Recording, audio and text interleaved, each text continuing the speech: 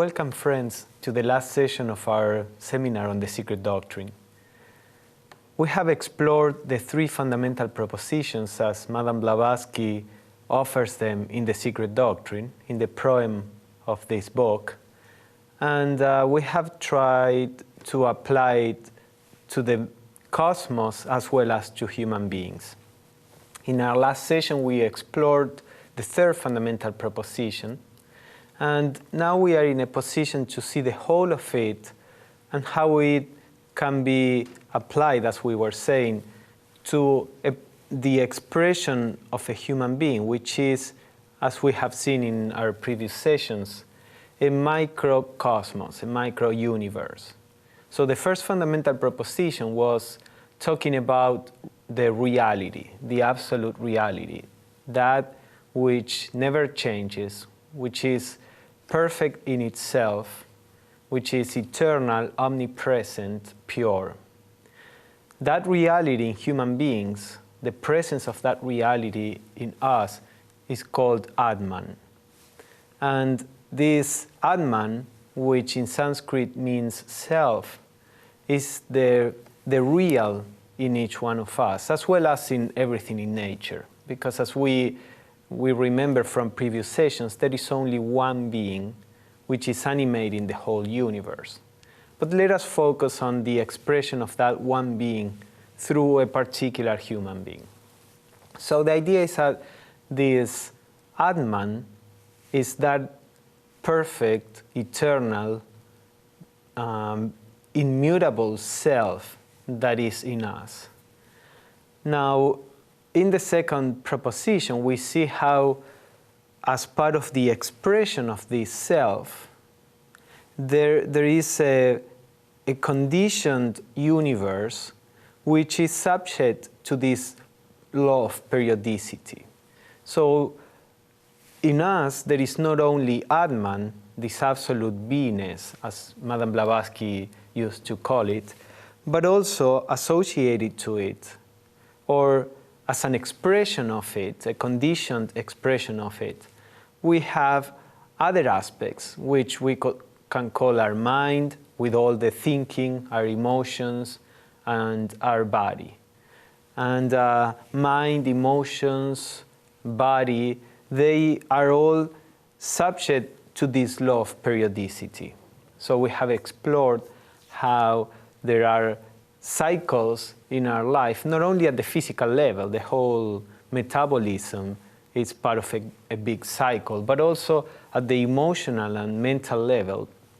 We see this movement that repeats itself, assuming different forms, but all our external nature is part of this, or is subject to this law of periodicity and motion. People who study astrology, for example, they can see how the planets, which go, as we all know, periodically around the sun, affect each individual following a particular cycle. So they can see how these periodical movements of the planets affect our different aspects, be it our subconscious or our mind or our emotions, etc. Now, there is this absolute reality which is expressing through this conditioned reality. And the third fundamental proposition that talks about the obligatory pilgrimage of that divine spark, which is an expression of the absolute reality, the obligatory pilgrimage through the field of evolution, which applied to our consciousness would be this immutable self, this beingness, is obliged, it's compelled to incarnate, to get entangled, to get involved with the world, with the body, with emotions, and with the mind. It's part of nature that this reality has to go through this apparent limitation. It's something that we cannot refuse because it's part of the very nature of this reality and its expression. So even though many of us would probably prefer to live in this state of perfect bliss, that is the world of the reality, yet we are pushed to engage with the world that brings joy and sorrow, happiness and suffering. And there is a purpose in this. The purpose, as we saw, and we are going to explore more in detail today, is that of producing a sense of self-awareness, that of making actual all the potentialities that are in ourselves. So in the Theosophical view, it is said that the idea of retiring from life and going to a forest or a cave or a desert and just stay there away from any interaction with the world is not the best path. The best path is to stay in the world and to try to live a spiritual life in the world, to try to face everything that the world has to offer us from a spiritual point of view. As it is sometimes said, to be in the world but not be of the world. So in the Theosophical view, the world has a purpose. We could say it is a school from a certain point of view. And we are incarnated into a body, and we are supposed to lead or to go through this experience that is to be born. And we are going to see why we are supposed to be incarnated and going through the experience of being alive. So trying to retire from life is something that is not seen as very natural. I mean, a person could retire from life for a certain period or at a certain stage of life, but as a whole, the plan for the spiritual path in the Theosophical view is to stay in the world, because this is part of our obligatory pilgrimage.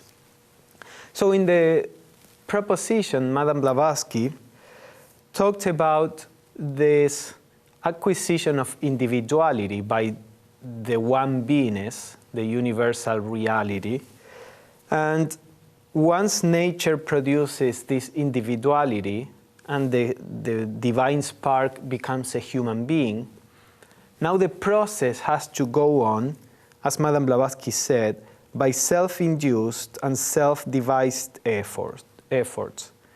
And the purpose of this, or the journey that we as human beings have to go through, implies ascending through all the degrees of intelligence from the lowest to the highest manas. So this is what we are going to explore today. What it means to ascend, to go through all the degrees from the lowest to the highest manas, and how we can do this, how we can approach this particular journey. So let me show you first, in the Theosophical view, as we said in our previous session, Atman is the absolute reality, and this Atman is associated or expressed through Buddhi. This is the monad. So this monad is the divine spark that begins the pilgrimage, the evolutionary pilgrimage.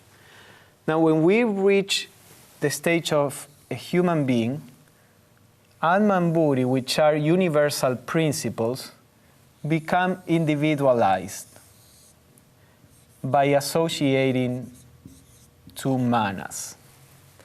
Now, this individualization is still an illusion, but on the relative plane, it is real. It is just like, suppose that you have the sunlight, which is spread universally, at least on Earth. When we have the daylight, the light is spread homogeneously all around.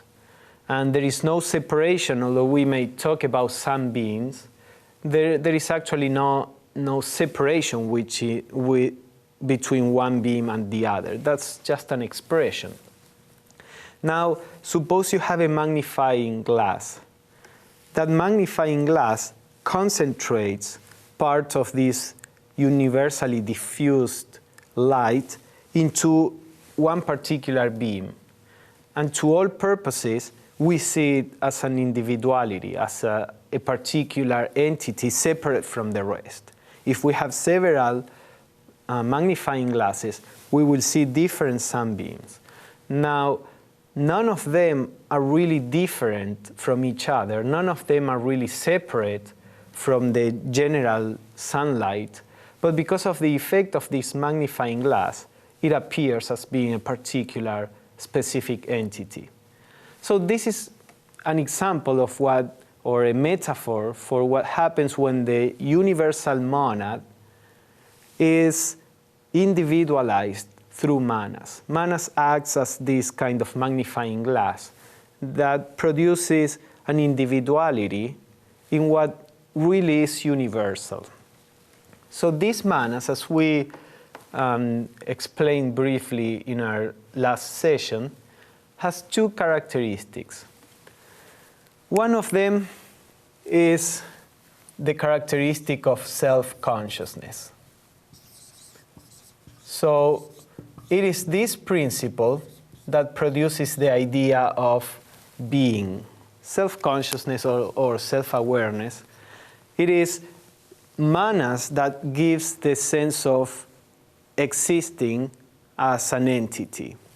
Atman and Buddhi are universal principles, as we said. Atman is beyond any kind of consciousness, and Buddhi is this unitive, unconscious or not self-aware consciousness. So, for example, it is said that in the Theosophical view, our cells are alive and they have a consciousness, although of course they don't have a personal consciousness. It's not that each cell feels itself as being one cell among many. There is a consciousness there, but this consciousness is very basic, universal, non-differentiated, and that's the kind of consciousness that Buddhi gives to everything in the universe. Now, it is manas that provides a more differentiated consciousness and more complex, and brings the idea I am. Animals are little by little creating a link to manas, but it is only with human beings or in human beings that the monad establishes a connection, a definite connection with this principle of manas. So one of the characteristics of manas is this self-awareness, and the other is what we could call inherent omniscience. This means that, omniscience means the ability to know everything. Inherent omniscience means that there is a quality of know anything of what ones want to know. That means an unconditioned omniscience would be the knowledge of everything by itself. The higher manas has the ability to know everything about what it focuses on. So it doesn't know everything in the universe. There are many things that, especially at the beginning of the human evolution, these higher manas cannot even perceive. But whatever the higher manas perceives it in a correct way, perceives the truth about it. So these higher manas is also known in Theosophy as the higher ego. And this is the individual soul. The word ego is applied in a more philosophical way, not so much in a psychological way. When Madame Blavatsky was alive, the concept of modern psychology with Freud and all that, the concept of ego, had not been developed. So when the word ego means just I or self, or is the origin of a sense of I-ness, just like the word Atman also means self. So when we talk about higher ego, we are talking about this higher sense of I-ness, which is not selfish.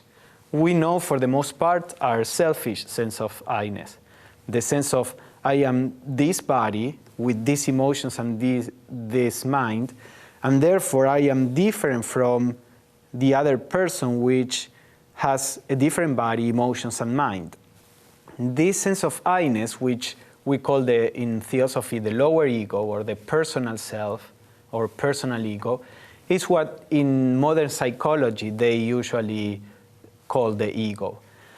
But there is a subtler sense of being which is not limited by an association with the body, emotions, and mind.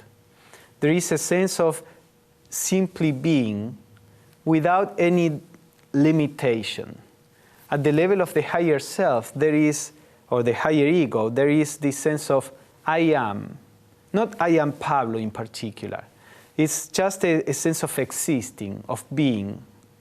So that is a kind of self-awareness or self-consciousness that we find at the level of the higher ego, which is our individual soul, the reincarnating entity. And this pure being, pure sense of being, takes on in each new incarnation a mental body, as it is called, or a mental nature. Then it takes on an emotional nature or emotional body, and then a physical body. And that sense of pure being now becomes, I am this particular personality. So let us explore this a little more.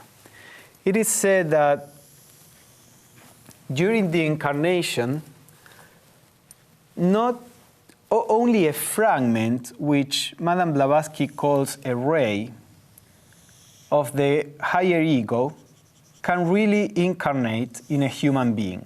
So let us suppose this is a human being. Only a fragment of the higher ego, a ray, incarnates.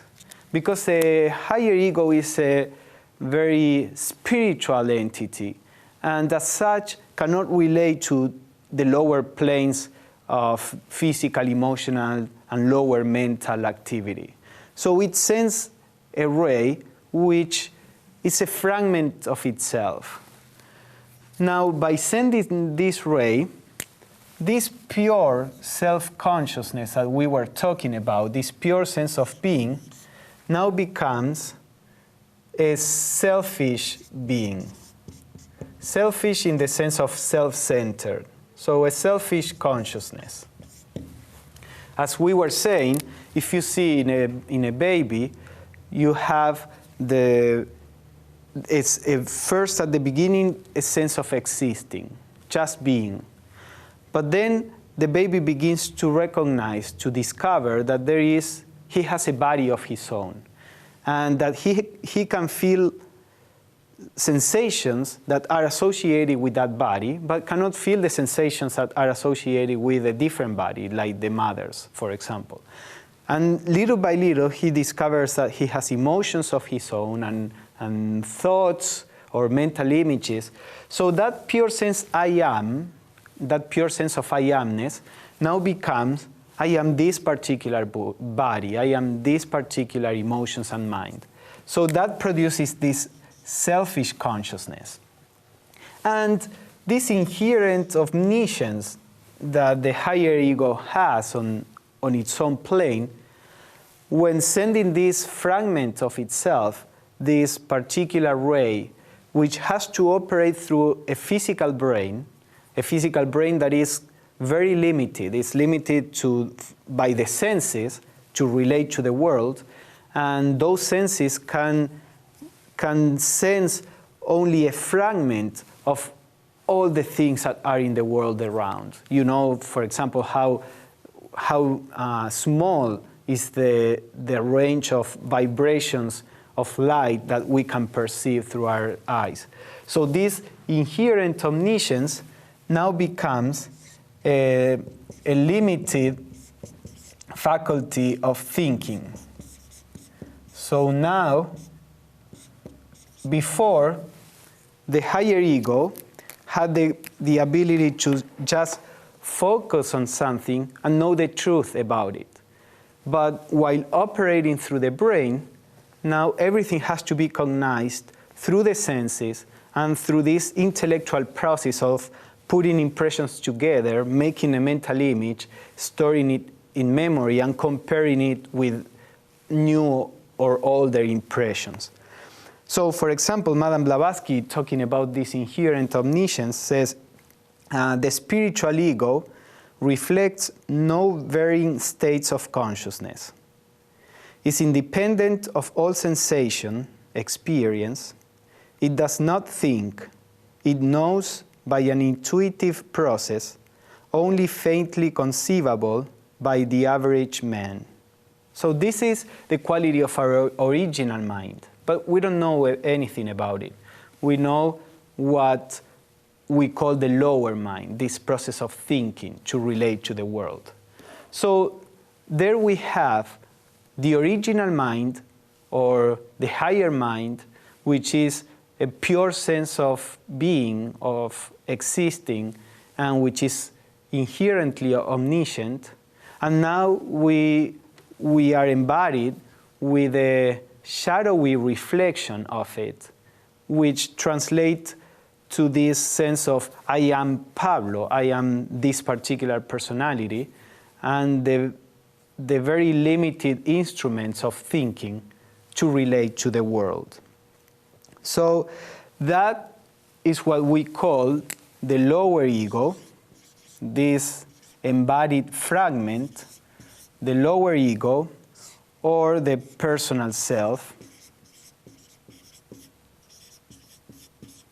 And this is what we usually perceive about ourselves.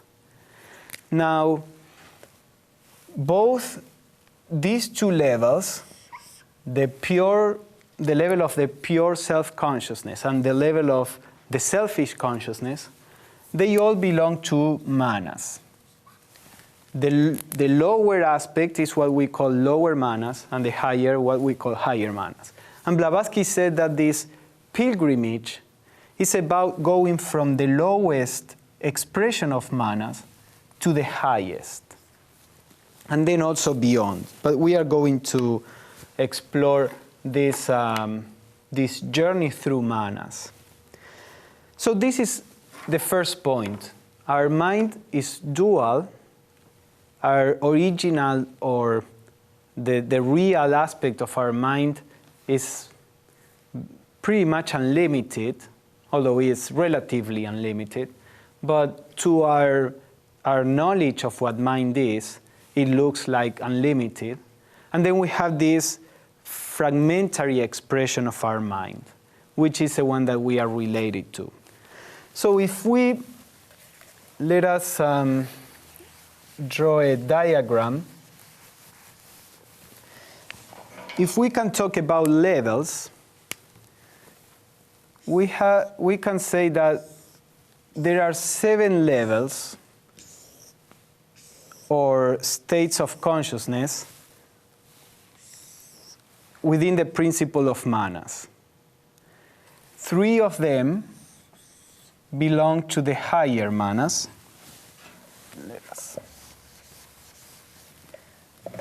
This is the higher manas.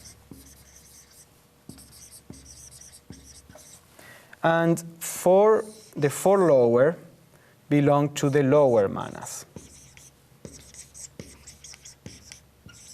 which are related to these 2 levels of manifestation that we were talking about.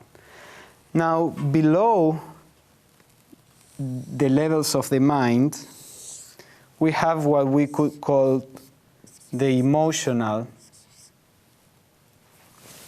the emotional aspects of human beings. Sometimes it is called the emotional body or the astral body, our emotional nature. So it is said that most humanity, the state of awareness or of consciousness of most humanity, is the lowest subplane of manas. It is a state which is very close in its contact to the emotions. So a person that is aware on the lowest level of manas, of the lower manas, is a person that in which the mind is basically used as a vehicle for the emotional fulfillment of that particular person. It's the kind of mind which is used by the emotions to fulfill desires, ambitions, to try to take advantage of things, personal advantage. In a person on this level of consciousness, the mind is the slave of the emotions. And unfortunately, as I said, it is said that a large part of humanity is still working on that level, on the level that is very entangled with the emotions. This was called by Madame Blavatsky as kama manas. The word kama means passions of desire or desires, and the word manas is mind, as we said. So this lowest level is kama manas, when the mind is completely entangled with the emotions. Now, the opposite end of this, within lower manas, which is the fourth level, let's say, is a level where, let us just mark it like this, is a level, the person that is aware on this level is a person that shows impersonality, that shows equanimity. In this case, the mind is completely or is very much independent of the emotions. Not that the person doesn't have emotions, but the mind is able to function regardless of the emotions. So as a person goes through life, he or she will act as the mind says that is best to act, without paying much attention to how he or she feels about it. So people who are spiritual people, real spiritual people, and I'm not talking about people merely interested in spirituality, but people that have a certain realization of spirituality, are aware on that level, the highest level of the lower mind. This level of the lower mind is just below the higher mind. So in the same way that the lowest mental subplane is in touch with the emotions, the highest mental subplane of the lower mind is in touch with the higher mind. So it is when we are in this state of awareness that intimations from the higher manas, from the higher ego, can be sensed, can be felt. And then for the people that live on that particular level, or because these are all processes, and consciousness is a dynamic process. So it's not that, for the most part, we always oscillate through different levels. It's not that for most people that they are established only in one particular level. In moments of inspiration, a person is on a higher level. In moments of weakness or identification with the emotions, the person goes to a lower level.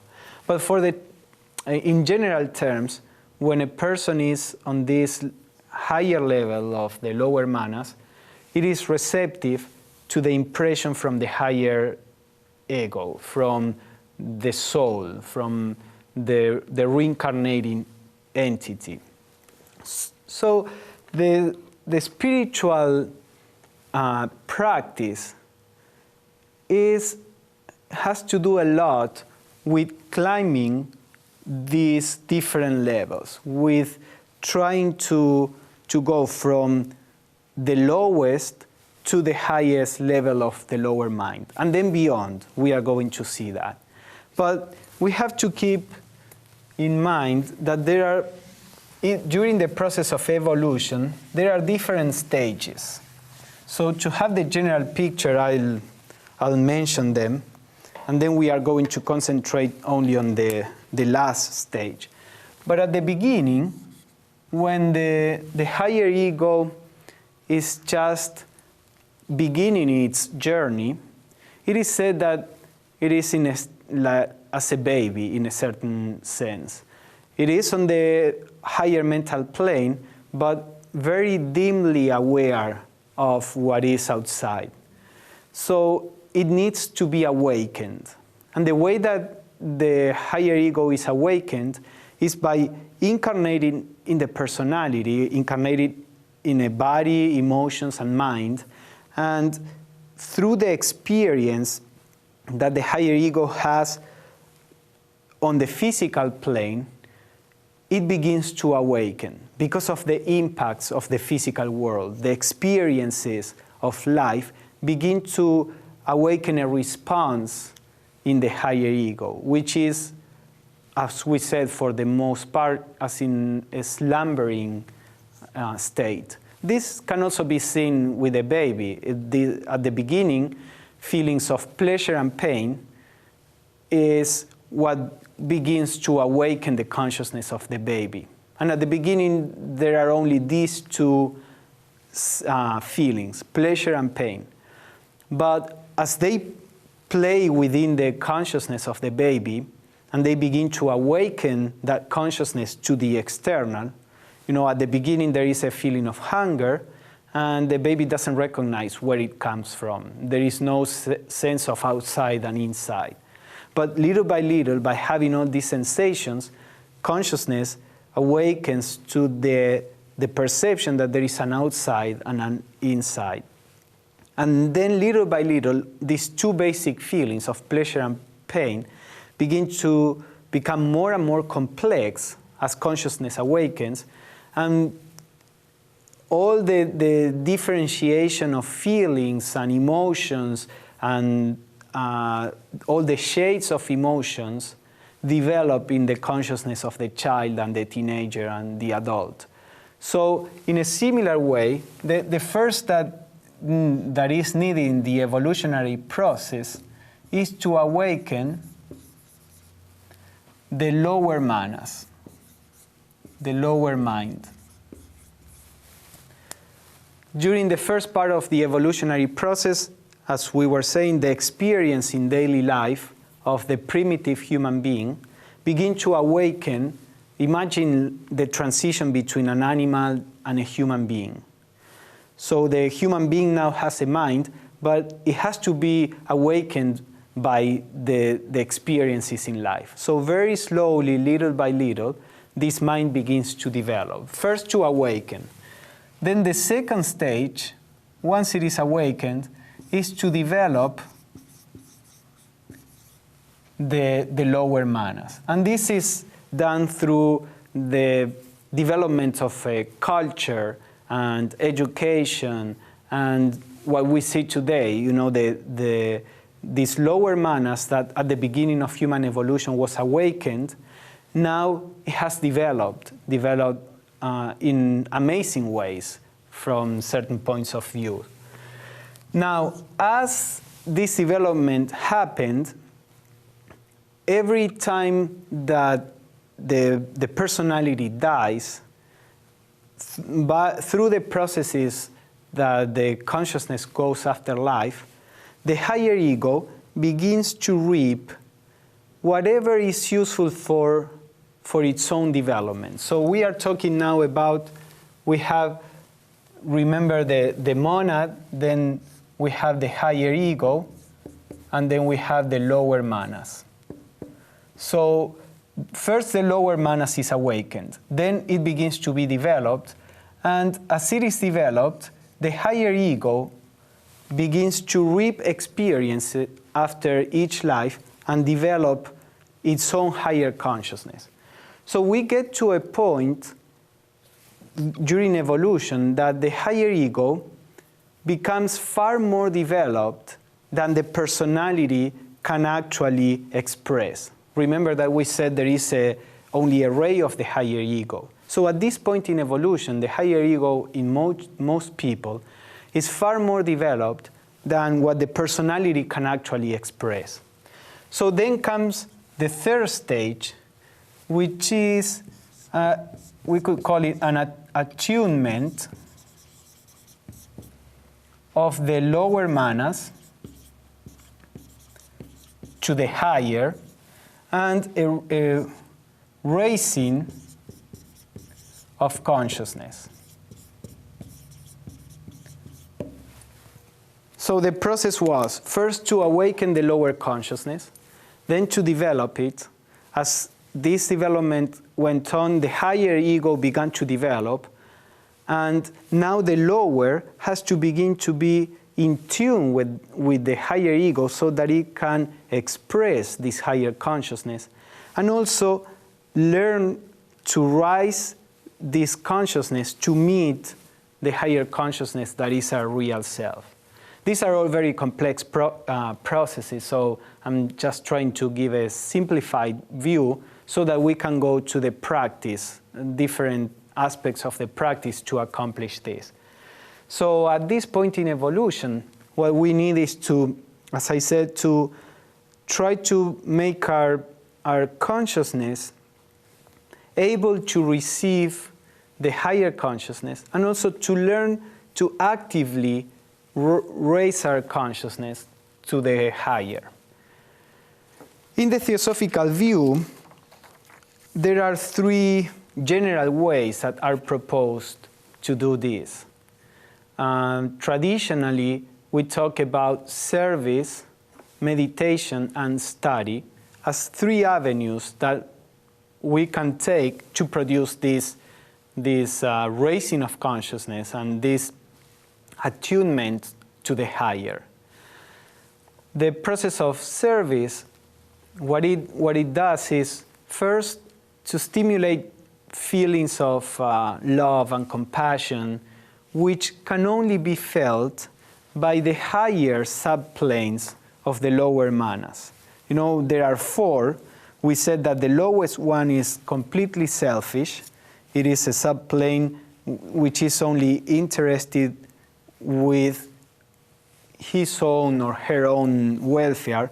And as we go higher in this state of consciousness, the state of consciousness begins to be more universal. It's not restricted to just the individual, but begins to be more interested in the general welfare. We talked a little about that in a previous session, how we can expand our sense of being by associating to our family, nation, etc.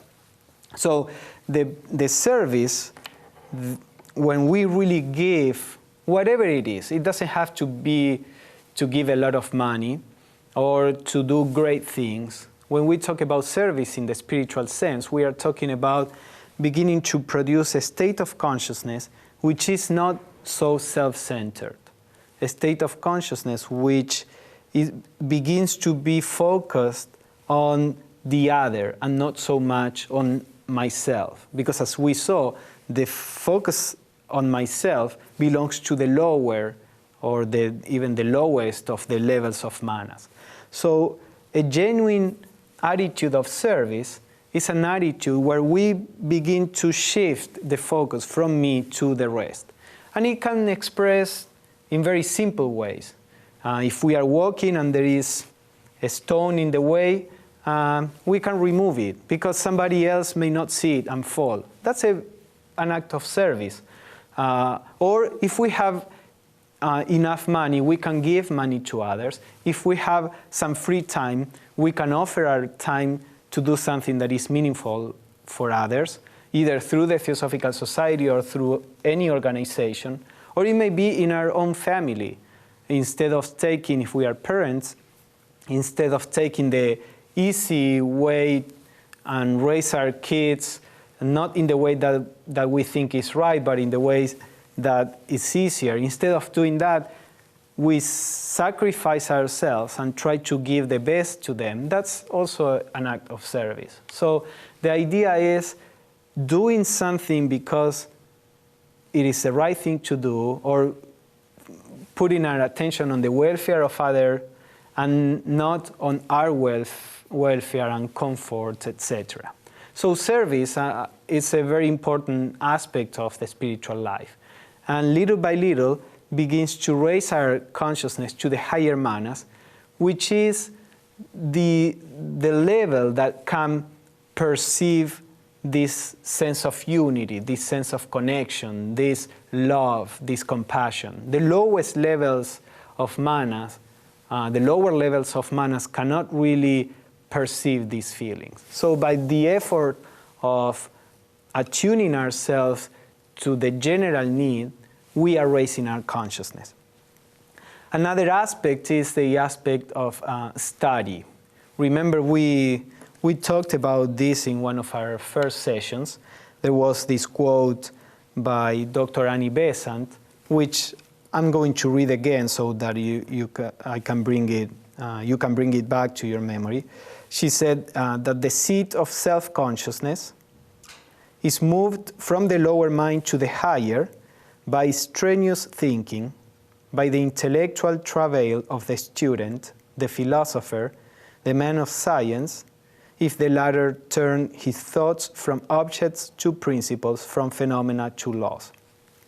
So the idea is that the lower aspects of the mind, as we said, are completely engaged in a self-centered activity. That person will regard as practical, as beneficial, as good, whatever brings an immediate benefit to himself. So the lower aspects of manas are very concrete, what brings immediate pleasure, immediate comfort. The higher aspects of manas, the higher we go, the less personal they are, and the more they are concerned with universals. So, for example, what is the right action? That's an interest that belongs to the higher levels of manas, not to the lowest. The lowest level of manas does not care about what is right or wrong. It cares about what is pleasurable or painful to oneself. But the higher levels begins to be concerned about pure ideas, about philosophical views.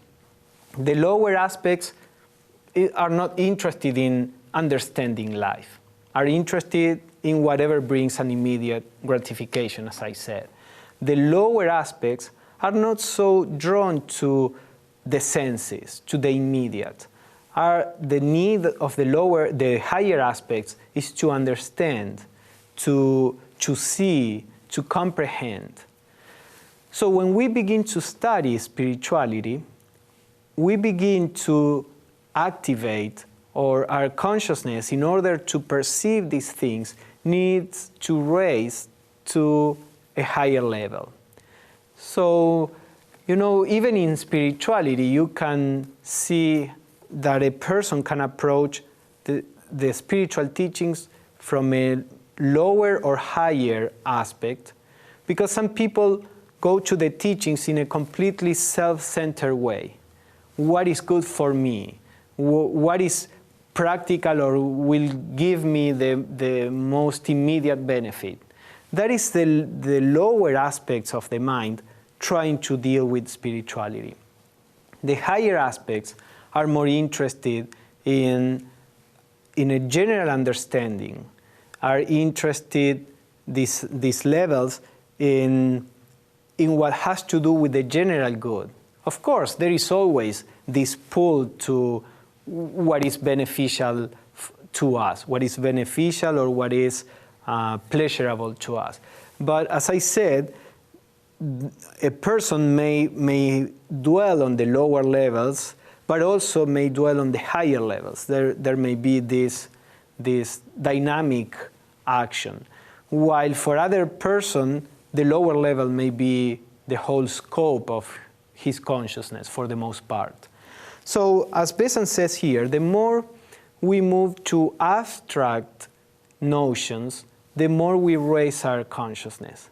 It is said that the higher mind, we are talking about higher and lower levels of the lower mind.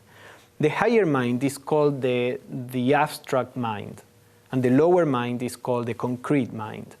So, for example, to make a difference, there is a difference between the concept of the abstract concept of a triangle and the perception of different triangles. If we see different triangles drawn, we can draw infinite number of different triangles. This belongs to the concrete aspect of our mind. Now, how are we able to recognize that all those figures, although they are all different, are triangles? There is this idea of the abstract idea of a triangle that allows us to recognize that all these figures that are different are actually or belong to the same category. So this abstract idea of a triangle belongs to the higher mind. So by this, I'm not saying that having the abstract idea of a triangle is necessarily a spiritual aspect. What I'm trying to point out is that there is a difference between what is manifested and the abstract principle behind. And this is why Dr. Besant says that the man of science, the scientist, in his or her work may be raising his consciousness to the higher mind if he turns his thoughts from objects to principles, from phenomena to laws. So this is what we were talking about.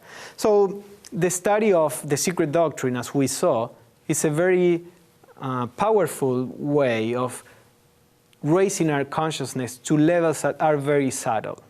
So service, study, and then we have meditation as a way to raise our consciousness. And here I want to spend a little more time for the rest of our session.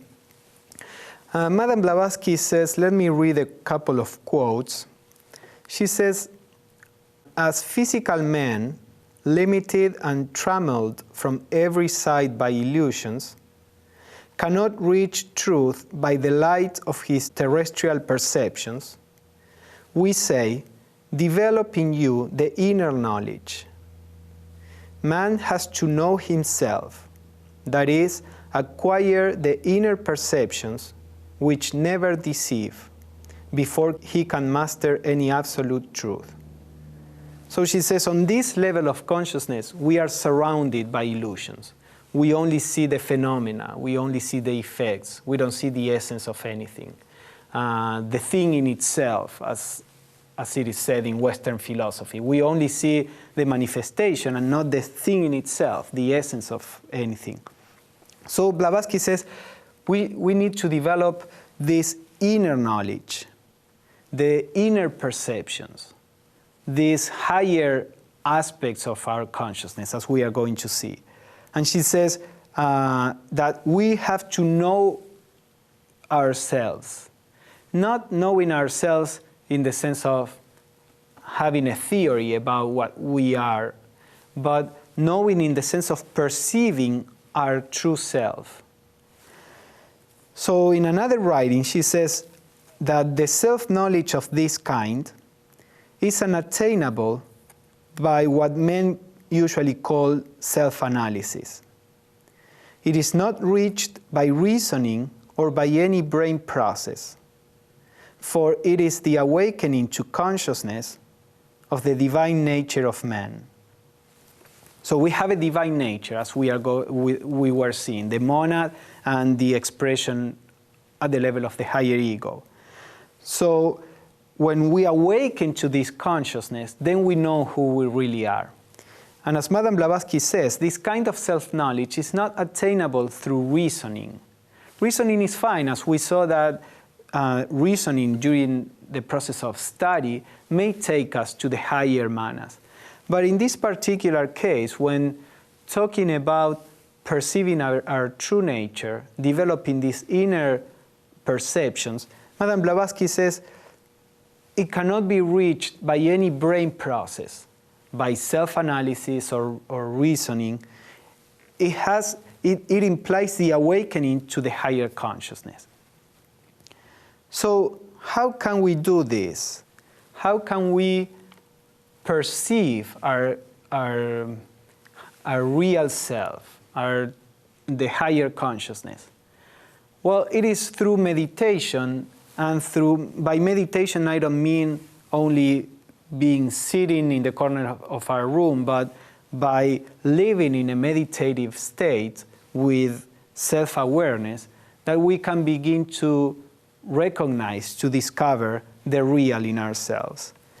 So, for example, she gives a particular table that is very interesting in this aspect, to clarify this aspect.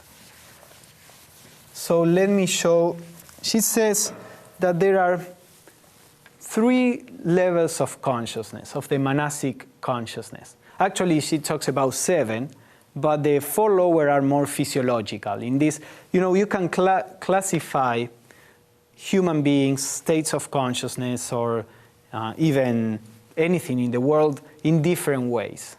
So in Theosophy, there are different approaches to describe what human beings are, and they are used to point out to different things. So in this particular case, Madame Blavatsky is approaching a different kind of classification than the one that we were exploring just now, although they are more or less the same, but it's a different approach.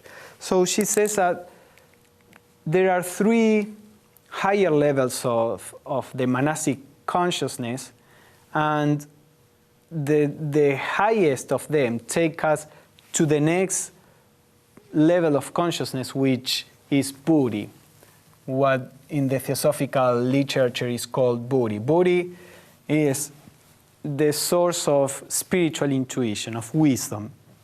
So usually we are conscious at the level of manas, and only of lower manas as we saw. But as we can awaken and develop the whole principle of manas, we can raise our consciousness first to the higher manas and eventually to buddhi. So she says that there are 3 levels of consciousness within manas, and the highest of them begins or take us close to buddhi.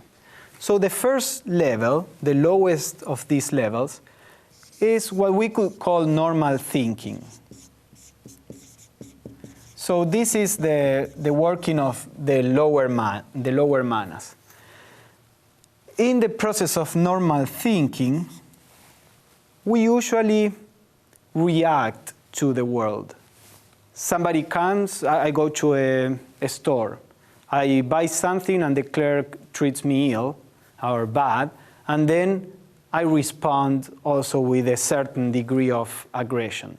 Even if I wasn't angry at all, or I have no reason to be angry, the person is not treating me well, and I respond at the same level. So the activity of this level of the normal thinking is at the level of reactions. And that's how most people usually live, by reactions. You can predict how a person is going to act in a certain set of circumstances because we react. So if you put a person in an unpleasant situation, the person will try to go away if he or she is able to. If a person flatters another, then this other person will like the first person. You know, there are when we live at the level of reactions, we are predictable. And this is how people in companies, and they know how to advertise products so that we will buy them, because they know how we react. So for all those who live at the level of reaction, they are predictable. Now, this is a normal thinking, and it belongs, as I said, to the lower manas. Now, Madame Blavatsky says that there is a higher state of consciousness that she called volitional perception.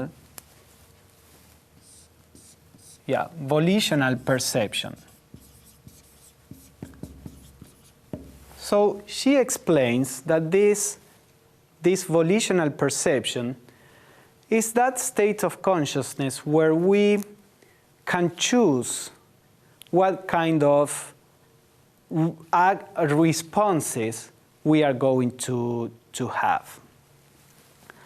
So, for example, Madame Blavatsky says that we have the ability, for example, of disregarding a pain. Let's suppose you are a parent and you are tired, your body is sore, but your child needs you. You have the ability to disregard that pain and do whatever the child needs. Or in any other situation. You know, there is some people are able to do it to a large extent, or some others are very limited in that ability. If they are tired, if they are hungry, if they are uncomfortable, it doesn't matter what happens around, their comfort is the most important thing. That's the level of the normal thinking and the reaction. But as a person develops a higher thinking, a higher state of consciousness, not so much thinking, he or she acquires the ability to choose how to respond. So this begins on the lower levels, begins, as I said, to be the ability to postpone our comfort or because duty calls us.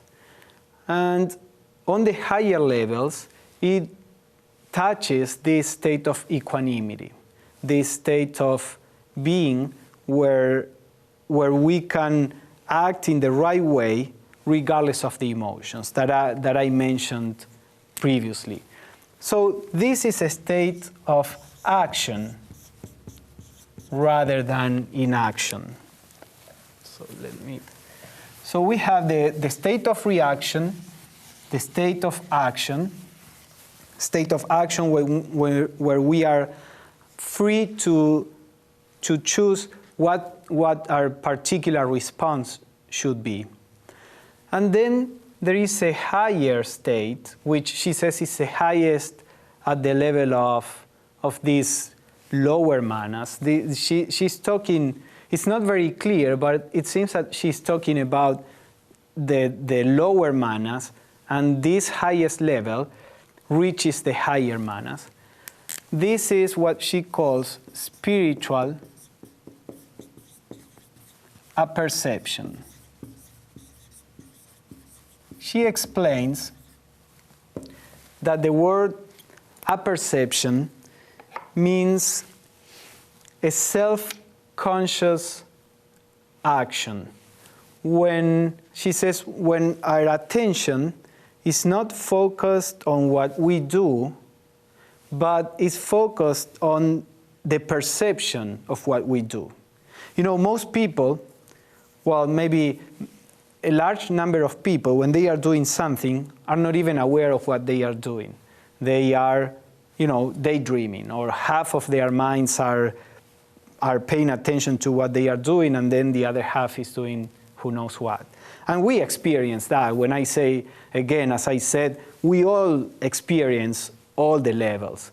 Now, as we grow, we spend more time on the higher levels than on the lower levels, but as we grow spiritually. But the idea is that there is this state of the normal thinking when one doesn't even pay much attention to what we do. then there is this other stage where we begin to pay attention to what we do. And voluntarily, we are able to push away from the field of consciousness any thoughts that don't pertain to what we are doing. That is what we call concentration, to be able to focus on something. So we are doing something, and many other thoughts may come, and we are able to keep them away. Of course, we have, this is part of the volitional perception. We voluntarily choose what we are going to pay attention to or not. Of course, if you are at home and you are doing something, you are concentrated on something, and then somebody needs you, you may choose to take on this distraction, and then you focus on whatever you are needed to do. And then once you finish that, you come back to what you were doing, and now you focus on this. So when I'm talking about concentration or focusing, I'm not talking about merely being absorbed and being completely self-centered in what you do. But whatever you are doing, you are paying attention to it, and consciously you can choose whether a new sensation or a new stimuli will be received and embraced or not. So that's the volitional perception, when we pay attention to what we do. But in this spiritual perception that Madame Blavatsky talks about, we have a higher state. She says, in this case, we are not so much paying attention to what we do, to the action, but we are paying attention to the perception of the action. So consciousness is moving, when we pay attention to what we do, this attention is coming from our mind, from the subject, to the object. So we are paying attention from the point of view of the psychological self, the thinker. But when we begin to pay attention to the perception of the action, our focus is like moving behind. Now we are perceiving the personality, how the personality is perceiving the world. So it's not that we don't pay attention to the action, but moving behind, we pay attention to how our mind is perceiving the action. This is what is called self-awareness, or Krishnamurti would call it the choiceless awareness. In this state, we are not at the level of reacting or acting. We are at the level of witnessing. So in this level, there is a witnessing.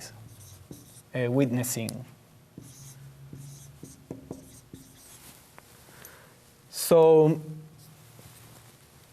when Blavatsky says that this spiritual perception reaches the higher self-conscious manas.